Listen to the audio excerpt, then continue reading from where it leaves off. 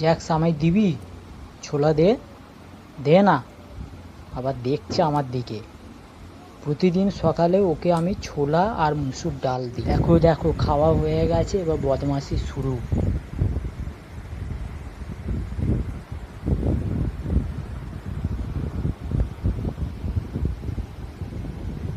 খাবার খাবার খাবে না? হ্যাঁ, আমার প্যান্টে কি মুখ মোছার রুমাল? হ্যাঁ, মাকে বলবো ঘুম ঘুম করে পিঠে দেবে?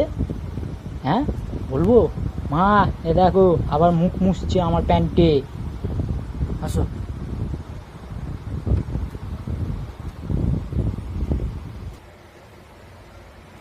খাও জ্যাক্স, খাও। এখন খাবার ইচ্ছা নেই।